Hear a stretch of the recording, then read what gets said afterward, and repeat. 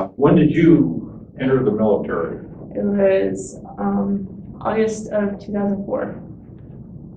Okay. How many years did you serve? I served in the Army for 5 years. Where did you go in? I enlisted in Denver, and then I was in basic in Fort Leonard Wood, and then they sent me to Germany. Tell us about, did you go through a special school afterwards? Or? I was OSET, so I did all my training in Fort Leonard Wood as a military police. Okay. Then you went to Iraq. Tell us about how you got to Iraq. I showed up in Germany, and my platoon sergeant knew that I wanted to play soccer for the Army, but he said that I'd be going to Iraq in about 2 months. So I was soon deployed in April of April of 05 as a gunner. Yeah.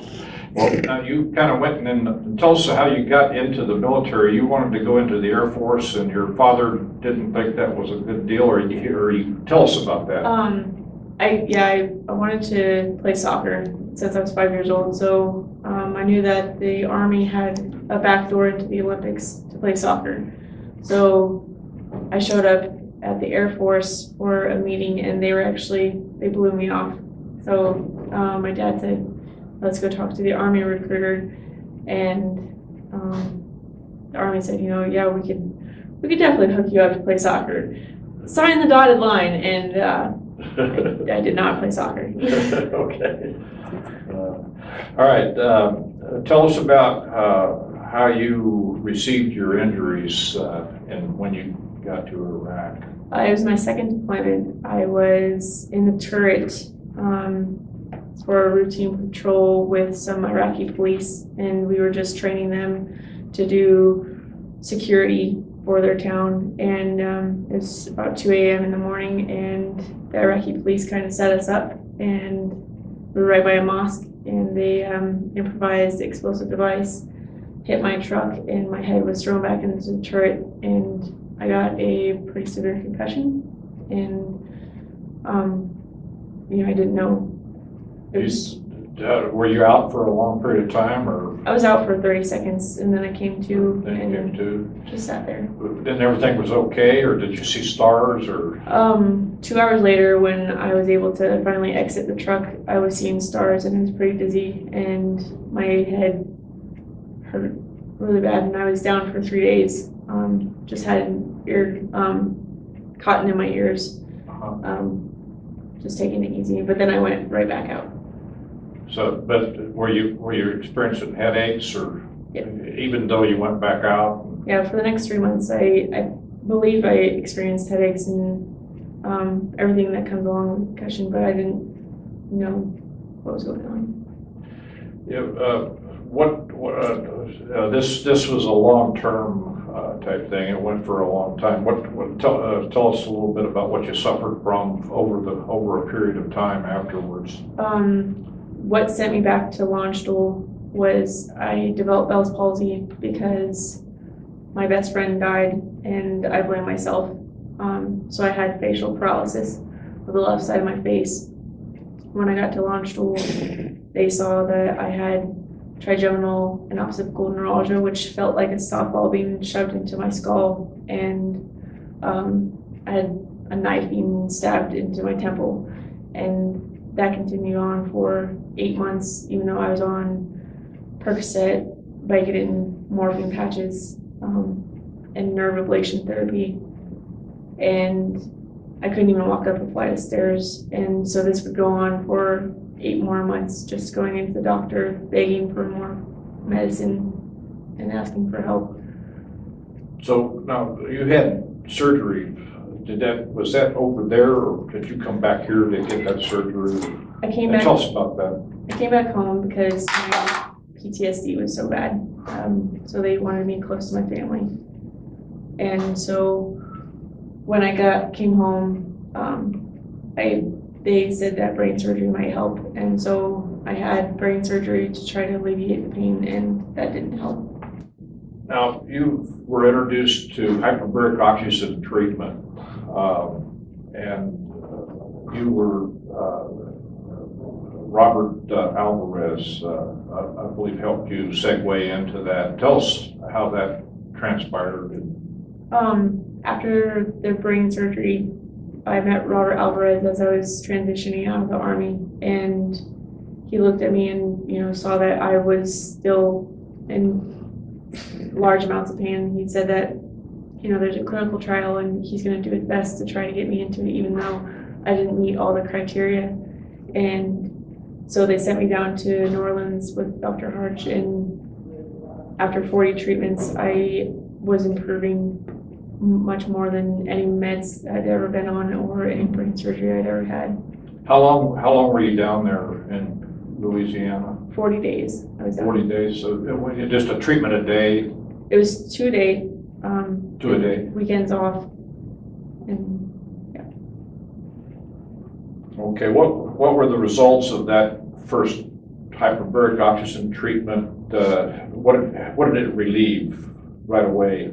The first treatments, it threw me into a spiral of depression because it made all my PTSD come to, I don't know, the surface, which I've been ignoring for the past 2 years. And so it was really hard for me, but that's what HBot does. And then after the 40 dives, I was doing better, acknowledging, you know, all my symptoms, and I was able to get off some of my pills that I was on, not all of them, and I was eager to finish the treatments. I was seeing all my pain. How many light, I guess. total dives have you done overall?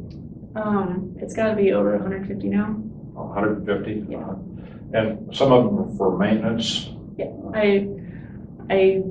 I like it much more than taking even ibuprofen. So I'll call Brian and Eddie and say, can I come in? I'm having a little bit of a headache. What, do you just go in for an hour at a time? Yeah. But you don't do that too often anymore? Nope, I'm feeling much better these days. Okay. You were a star athlete in high school, and you became an MVP in high school, I think. And did you play any college? No, I went straight into the Army. You went straight to the Army? Yep. After receiving your injuries, did you feel like playing sports again? Did you think you were ever going to get back into sports? I never thought I would be able to play again after I got my brain surgery, and I never thought I would be able to do anything again. I thought I would just be gardening with my 80-year-old neighbor. Well, tell us about your entry back into competition. You did some Wounded Warrior Games in 2012. Tell us about that. I got an email from a gentleman saying, do you want to go on a hike? And that was kind of the entry back into me enjoying life again. So I started hiking and I started bicycling, and I joined the Warrior Games, which is a competition with other injured veterans. And the second Warrior Games I did, I received 3 gold medals and 2 silver medals in sitting volleyball and cycling and track and field. And it showed me that, you know, I can compete, I can push past all the pain that I'm in, and life is definitely worth living. Are you going to go back and do any more of the Warrior Games? I retired from the Warrior Games. Now I'm more into outdoor challenges. Just before we talk about your outdoor challenges, tell us about your walking with the wounded to the South Pole in Antarctica. It was amazing to even be accepted into that challenge. It was with Prince Harry and two other famous people, but it was with 16 injured veterans, and we got to walk 300 kilometers to the South Pole, and it made me feel like I could do anything. It was the most amazing. How'd you get down there? Where'd you start? Did you go to England? We started in England, and I got to meet the Queen, and then we went to South Africa, and then we went to Novo, which is a little tiny kind of fob, I guess you could say, in Antarctica. And then we flew to the 89th degree. Now, how long were you on this track down to the South Pole? It was 30 days, shower to shower. Now, you took a flag down there of the Hyperbaric Oxygen Clinic, the Rocky Mountain Hyperbaric Oxygen Clinic. Tell us a little bit about that. Why'd you do that? Without Rocky Mountain Hyperbaric Institute, I wouldn't have been able to go to the South Pole. They have totally changed my life.